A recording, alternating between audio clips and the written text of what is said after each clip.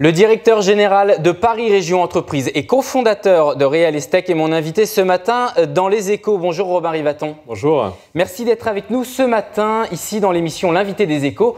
La dernière fois que l'on vous recevait, vous souteniez Bruno Le Maire, alors candidat à la primaire de la droite et du centre.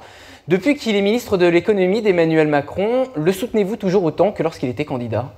Je soutiens l'action de ce gouvernement, en tout cas dans sa perspective réformiste, que ce soit sur le marché du travail, que ce soit sur la fiscalité du capital, sur l'éducation, demain sur la formation professionnelle. Ces réformes me semblent aller dans le bon sens et je pense que tous ceux qui veulent faire des réformes et qui ont milité en faveur de ces réformes depuis des années ne peuvent qu'encourager ce mouvement. Parfois on aimerait qu'il soit plus puissant, qu'il aille plus loin, mais dans l'ensemble on ne peut que l'encourager. Vous encouragez les réformes et parmi les réformes dont Bruno Le Maire est en charge, celle de l'impôt sur la fortune qu'il souhaite transformer en impôt sur la fortune immobilière. Donc on exclut les valeurs mobilières. L'objectif, rediriger l'épargne des Français vers les entreprises plutôt que dans la pierre. Là aussi, vous soutenez toujours Bruno Le Maire ? On n'augmente pas la fiscalité sur l'immobilier, donc ça me va. Après, je dis attention parce que l'immobilier n'est pas un secteur improductif. Un secteur ne naît pas improductif. Il le devient si on décourage l'innovation, s'il n'y a pas de compétition dans ce secteur-là. Et aujourd'hui, ce que j'ai envie de pousser comme message sur l'immobilier, c'est de dire ne jouons pas que sur la fiscalité, essayons aussi de pousser en faveur d'un choc d'innovation dans le secteur. Un choc d'innovation dans le secteur. Alors justement, je vous interrogeais sur l'immobilier parce que vous co-publiez ce livre avec Vincent Pavanello, L'immobilier demain, la Real Estate des rentiers aux entrepreneurs. C'est publié chez Dunod. Et justement, vous parlez au début du livre de 3 grands mots, je vous cite, dans le secteur immobilier. Des gains de productivité difficiles à atteindre, une asymétrie d'information et des coûts de transaction qui débouchent sur une offre qui ne correspond pas à la demande et également l'absence d'économie d'échelle. Alors justement, toujours dans l'actualité, le gouvernement a présenté fin septembre sa stratégie pour le logement. Résout-il tout ou partie des mots que vous évoquez ?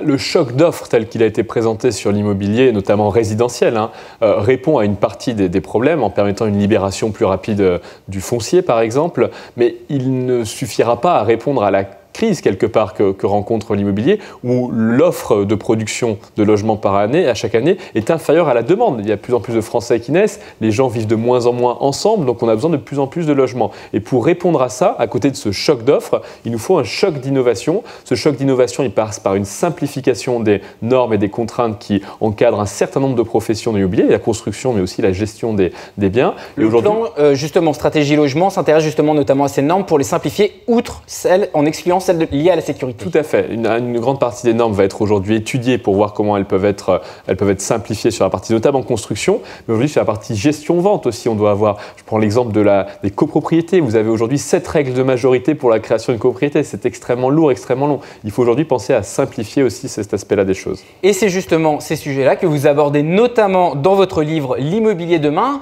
Vous appelez ça Real Estate, c'est un jeu de mots, donc avec technologie. C'est vous d'ailleurs qui m'expliquez que vous aviez déposé cette marque-là. Moi, je vous pose une question très simple. On a Uber dans les transports, on a Spotify dans la musique, YouTube dans la vidéo, etc., etc. Mais pas de géant du net dans l'immobilier. Pourquoi ?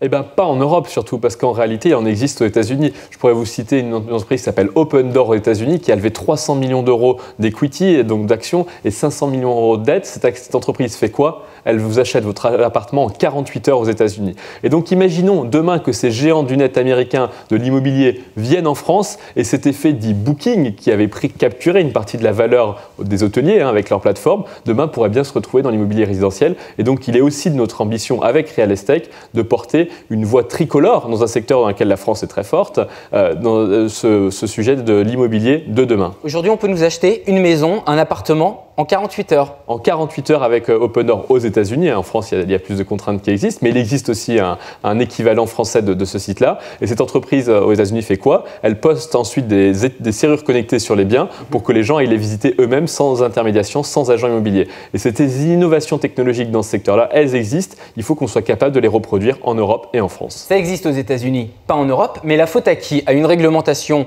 trop forte ou à des consommateurs trop frileux parce que, après tout, un logement, c'est pas un bien comme un autre. Vous pointez du doigt en fait l'explication pourquoi ça change aujourd'hui. Ça change aujourd'hui parce que des nouveaux consommateurs arrivent sur le marché, les fameux millennials, donc les moins de 35 ans, arrivent sur le marché. Ils sont habitués à des expériences clients de meilleure qualité. Ils sont habitués à changer dans la banque, dans la téléphonie mobile. Et surtout, la rotation du parc immobilier s'accélère. Avant, on changeait d'appartement une fois tous les 15 ans. Aujourd'hui, c'est une fois tous les 5 à 7 ans. Donc l'expérience client doit s'améliorer. Les gens sont de plus en plus sensibles à ça. Et donc ça pousse pour une amélioration du secteur.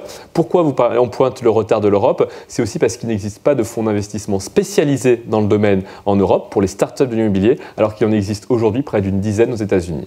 Deux questions. Est-ce qu'il n'y a pas quelque part un double problème ou une double question? C'est que en France, l'immobilier, ça reste trop considéré comme de la pierre, finalement imperméable peut-être à l'innovation, c'est une question. Et deuxièmement, est-ce qu'il n'y a pas des lobbying un peu trop forts qui peuvent justement protéger leurs intérêts et qui ne veulent pas, à coup de réglementation, être concurrencés par de nouveaux entrants sur le marché?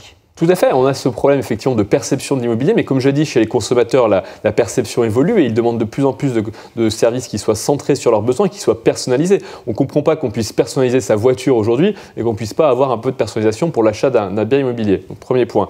Du côté du régulateur, il faut effectivement comprendre que ce secteur est en train de muter, en train de changer, et donc que les anciennes corporations, les anciens pouvoirs de lobbying doivent aussi changer et pouvoir écouter des acteurs de la nouvelle économie, de ces nouvelles startups qui ont aussi des mots à dire, et on essaye, nous en tout cas avec l'initiative Real Estate, de pouvoir aussi porter leur message. Et allez, toute dernière question pour terminer cette interview, Robin Rivaton.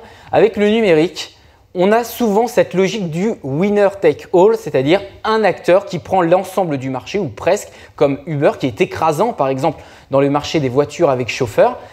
Peut-on imaginer un même scénario dans l'immobilier si demain un géant du numérique émerge dans ce secteur ? Eh bien, le marché de l'immobilier va connaître sa révolution. Et vous parliez de géants, il y a quelque chose qui est intéressant à voir, c'est l'arrivée des GAFA, les fameux GAFA dans le secteur de l'immobilier. Aujourd'hui, Alibaba a créé cet été la première plateforme de location-vente en Chine. Facebook, sur sa plateforme de marché, met en vente et en location des biens immobiliers. Donc aujourd'hui, le secteur immobilier va connaître sa révolution. Il est temps que les acteurs en place, qui sont des gens de qualité et sérieux, soient aussi à la hauteur pour répondre à ce défi. Et s'ils ne répondent pas, qu'est-ce qui va leur arriver ? Eh bien, la menace, c'est celle qu'ont connue en partie les hôteliers aujourd'hui, avec une perte de la marge qui a été absorbée par une plateforme de marché, et on n'aimerait pas voir ça dans l'immobilier. Merci Robin Rivaton d'avoir été avec nous ce matin. Je rappelle, directeur général de Paris Région Entreprises et cofondateur de Real Estate.